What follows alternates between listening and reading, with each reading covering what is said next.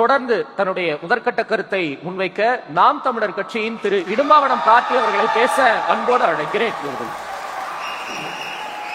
2000 ஆண்டுகளுக்கு முன்பாக உலகிற்கு பொதுமறை தந்த வள்ளுவ பெரும்பாட்டன் வானோக்கி வாழும் உலகெல்லாம் மன்னவன் கோல் நோக்கி வாழும் குடி என்று போதிக்கிறான்.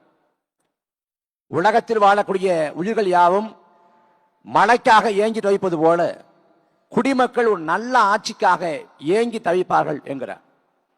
அந்த நல்லாட்சியை நாடியே ஒவ்வொரு 5 ஆண்டுக்கு ஒரு முறை நாம் வாக்கு செலுத்துகிறோம்.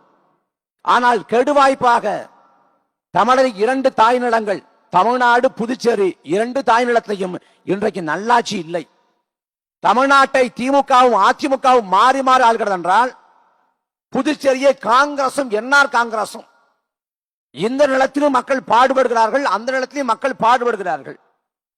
இந்த ஆட்சி தாழ முடியாது, அந்த ஆட்சிக்கு வாக்கு, அந்த ஆட்சி தள்ள முடியாது, இந்த ஆட்சிக்கு வாக்கு.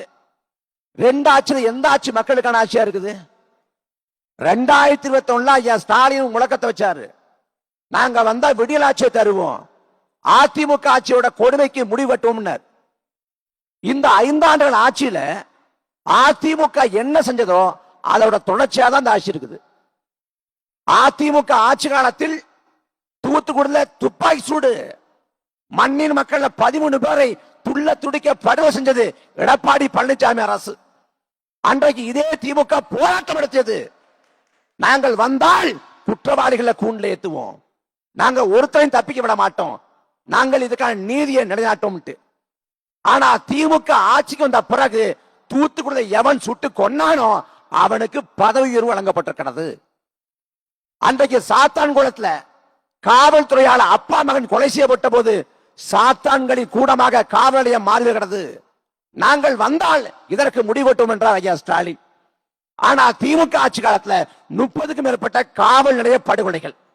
அதிமுக ஆட்சி காலத்திலே கதிராமங்கலத்துல நெடுவாசல்ல மண்ணின் வளத்தை எடுக்கக்கூடாதுன்னு சொல்லிட்டு விவசாயிகள் போராட்டம், அந்த போராட்டத்தை ஆதரித்தது திமுக. நாங்க வந்தோம்னா இந்த மாதிரி சிக்கல் இருக்காதுன்னாங்க. ஆனா திமுக ஆட்சி காலத்துல பரந்தூர்ல 2 ஆண்டுக்கு மேலாக விவசாயிகள் போராட்டம், அந்த போராட்டத்தை அரசு கண்டுகொள்ளல.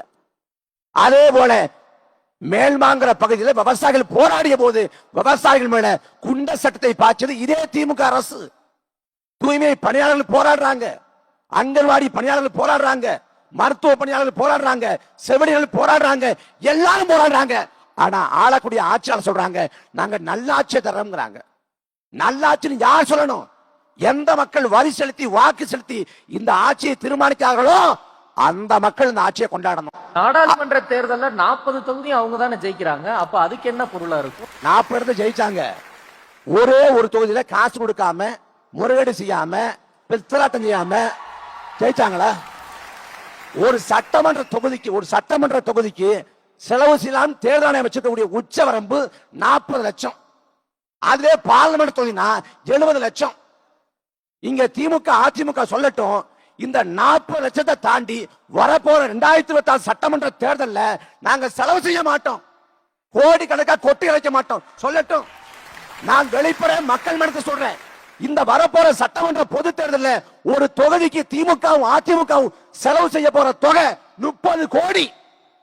ஒரு சட்டமன்ற உறுப்பினர் தொகுதி மேம்பாட்டு நிதியே 15 கோடி தான். ஆண்டொன்றுக்கு 3 கோடி, 5 ஆண்டு சேர்த்து 15 கோடி. ஆனா இங்க 30 கோடி 40 கோடியை போட்டு என்ன செய்ய போறாங்க? மக்கள் சேவாட்ட போறாங்களா? மக்களுக்காக உழைக்க போறாங்களா? கோடி கோடியாக கொள்ளையடிப்பாங்க. அதை தாண்டி அதிமுகவுக்கும் திமுகவுக்கும் என்ன மாறுபாடு? அதிமுக முழுவதுமாக அம்பலப்பட்டு நிர்வாணமாக நிற்கிறது, திமுக கோட்பாட்டு வேடம் போடுகிறது. அது என்ன கூத்துன்னா, ரிப்பன் மாளிகை வாசல்ல தூய்மை பணியாளர்கள் போராடுறாங்க, 13 நாட்கள் போராட்டம், அரசு கண்டுகொள்ளல. கூலி தொழிலாளர்கள் போராடுறாங்க, அதை கண்டுகொள்ளாத ஐயா ஸ்டாலின் கூலி படமாக போயிட்டாரு. ஆனா ரிப்பன் மாளிகை வாசல்ல போராடின அந்த அடித்தட்டு உழைக்கும் மக்களை கண்டுகொள்ளாத திமுக அரசு கார்ல் மார்க்ஸ் செலவைக்குதான். எவ்வளவு பெரிய கேள்வி குத்து! படிப்பது ராமாயணம், இடிப்பது பெருமாள் கோயில்களை மாதிரி என்ன ஏமாற்று வேலை கேட்டா நம்ம திமுக விமர்சிக்க கூடாது, திமுக கேள்வி கூடாது.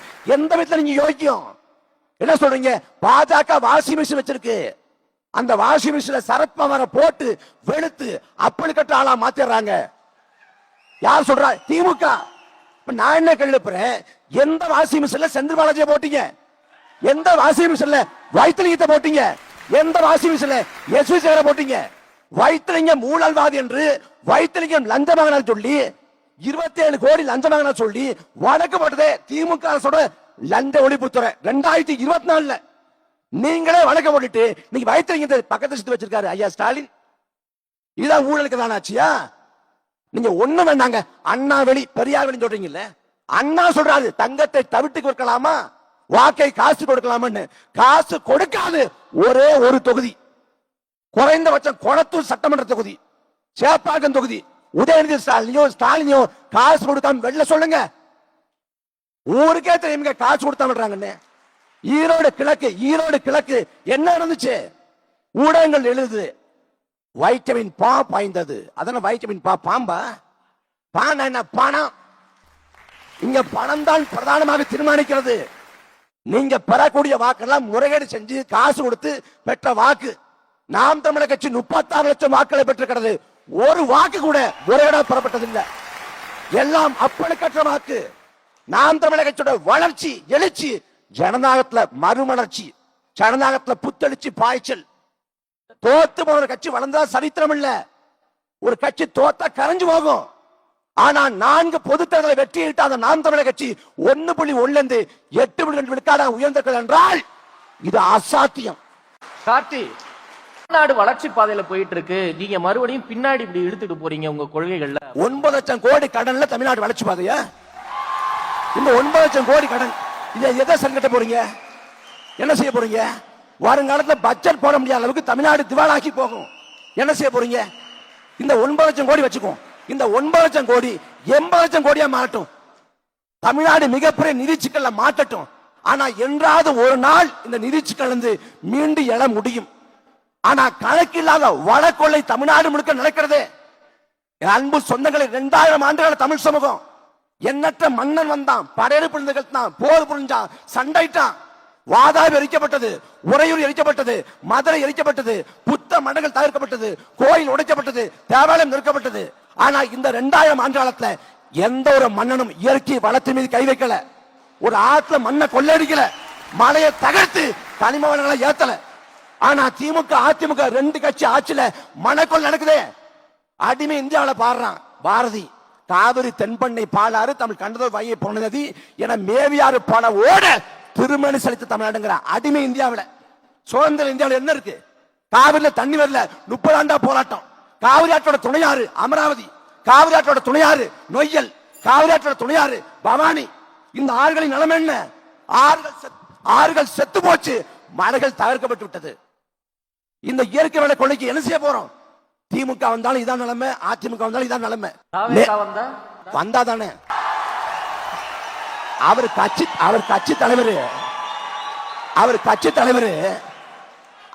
தலைவர் வீதிக்கு வரும்னாலே நம்ம ஓட்டு போட்டு முதலமைச்சர் ஆகணுமா? எல்லாரும் நான் ஓட்டு கேட்டு கிராமத்துக்கு வருவாங்க. நீங்க ஓட்டு போட்டாலும் கிராமத்துக்கு வருவாங்க. அப்படிப்பட்ட விசித்திர தலைவர். அது ஒரு பரிதாபம். இன்னும் 1.5 மாத காலம் தான் இருக்குது. 1.5 மாத காலத்துல விசில சத்தம் வராது, கட்சி படையில முடங்கி போகும். அது ஒரு பரிதாபம்.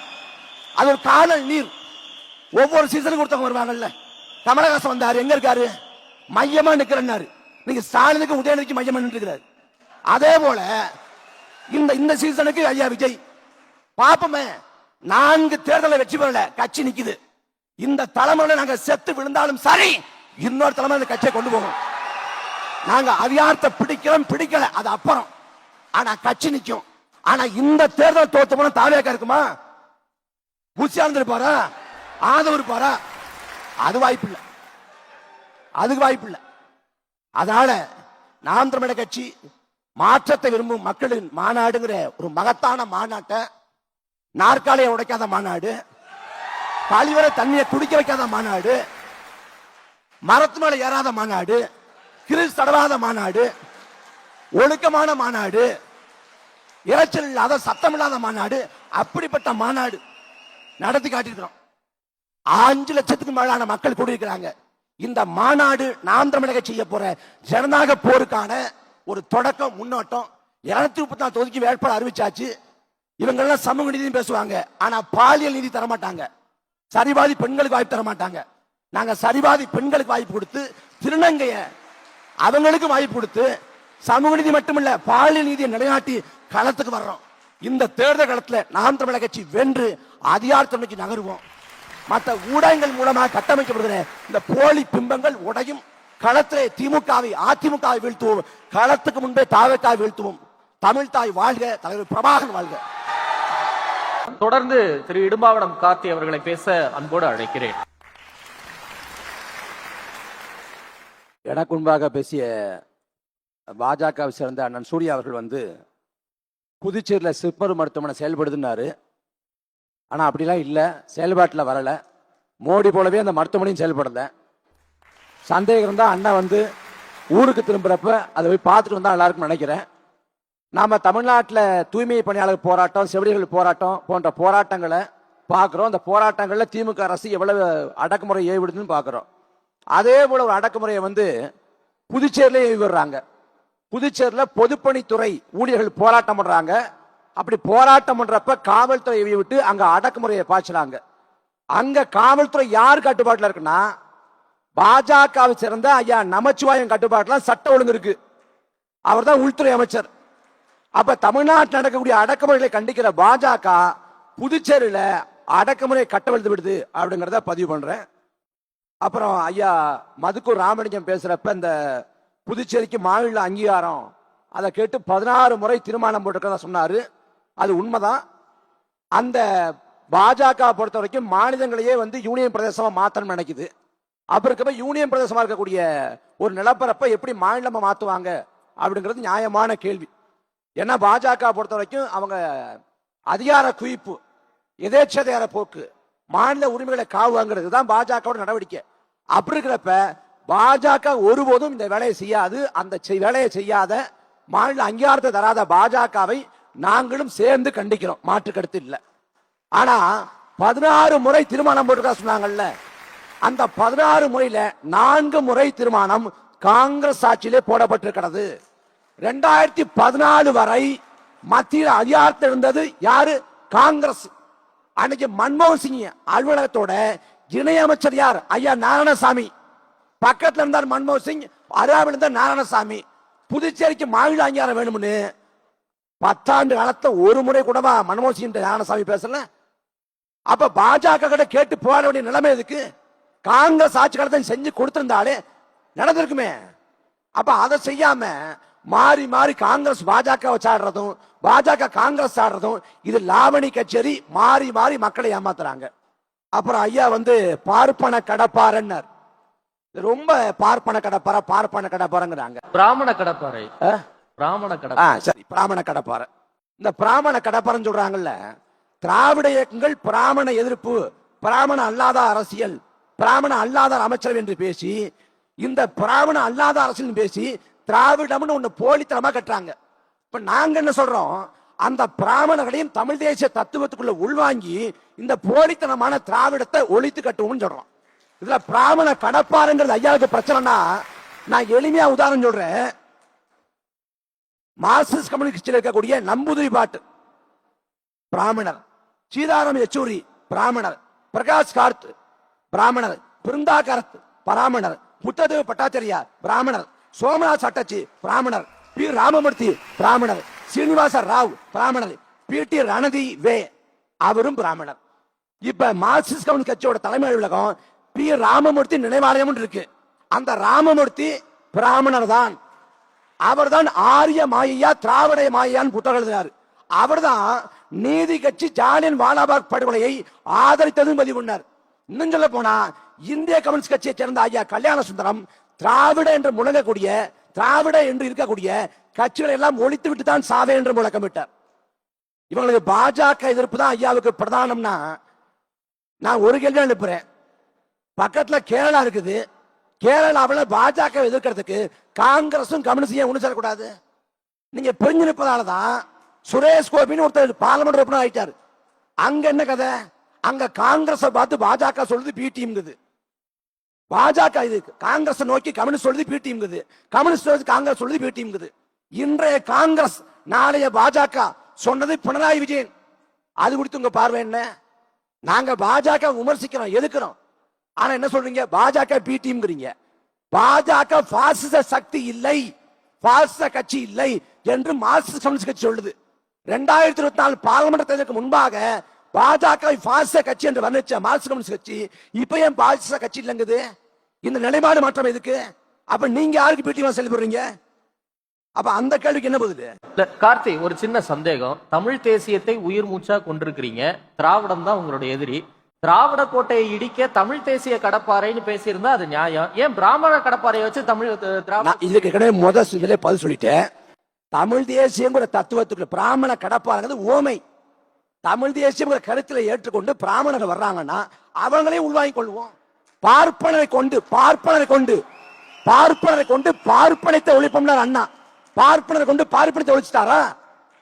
என் வீட்டுக்குள்ள வந்து பாம்பு புந்துட்டா நான் எந்த பாம்புன்னு பார்க்க மாட்டேன், எந்த தடின்னு பார்க்க மாட்டேன், ஏதாவது தடி எடுத்து ஒழிப்பேன். ராஜாஜியோட சுதந்திர கட்சி எடுத்தாவது காங்கிரஸ் ஒழிப்பண்ணார் அண்ணா. அப்ப அன்னைக்கு ராஜாஜி அண்ணா எடுத்தார்ல, அது பிராமண கடப்பாறை தான். அன்னைக்கு அந்த அண்ணா எடுத்தாரு, நீ எங்க அண்ணா எடுக்கிறாரு, அவ்வளவு வேறுபாடு. அப்புறம் நிறைவா செய்தி, அண்ணன் வந்து நாங்க வந்து மிஸ்ஸாவே பார்த்தவங்க. இந்த மிஸ்ஸாவை பார்த்தோம், உஷாவை பார்த்தோம். இது எத்தனை காலம் சொல்ல போறாங்கன்னு தெரியல. மிஸ்ஸாவை கொண்டு வந்த இந்திரா காந்தி அம்மையாரோட கூட்டணி வச்சுட்டீங்க 5 ஆண்டு காலத்துக்குள்ள. அப்புறம் என்ன மிஸ் ஆனு தெரியல எனக்கு. இப்ப நிதி ஆயோக கூட்டத்தில் கடந்த ஆண்டு ஐயா ஸ்டாலின் பங்கேற்றாரு.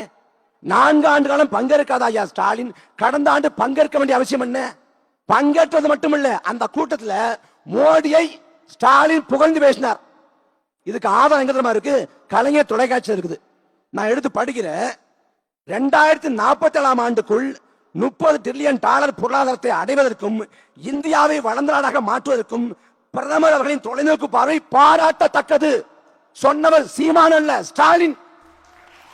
பொருளாதாரத்தை அதல பாதாளத்துக்குள்ள பாஜக தள்ளுது. பண மதிப்பிழப்பு கொண்டு, ஜிஎஸ்டி கொண்டு பொருளாதாரத்தை அதல பாத தள்ளிடுச்சு. ஆனா பிரதமரோட தொலைநோக்கு பார்வை பாராட்டத்தக்கது என்று ஸ்டாலின் சொல்றாருன்னா, ஸ்டாலின் யாரோட பி டீம்? அப்ப இது எல்லாத்தையும் மக்கள் இடத்துல விட்டுறோம். கடைசி வரைக்கும் சமரசம் என்ற ஒன்றை செய்யாது களத்தில் மண்ணுக்காக மக்களுக்கு அளிக்கக்கூடிய ஒரே கட்சி நாம் தமிழர் கட்சி தான். இவ்வளவு காலம் நாங்க வந்து விதைச்சோம். 2026 சட்டமன்ற பொதுத்தேர்தலில் அறுவடை செய்வோம், அதிகாரத்தை நோக்கி நகருவோம். இப்ப நம்ம இந்த ஊர்ல இருந்து பேச சரியாக நினைக்கிறேன். திருநள்ளாறு எல்லாரும் வந்து அந்த 7 நாட்டு சனி நம்மளை விட்டு போகணும்னு நினைக்கிறாங்க. 7 நாட்டு சனி நம்ம கூட இருக்குது, 60 ஆண்டா இருக்குது. ஒரு சனி பேர் திமுக, இன்னொரு சனி பேர் அதிமுக. இந்த சனியை ஒழிக்கணும்னா விவசாய சனத்தை வாக்கு செலுத்துங்க. இந்த சனியும் ஒழியும், நம்மை பிடித்த பிணியும் ஒழியும். நன்றி, வணக்கம்.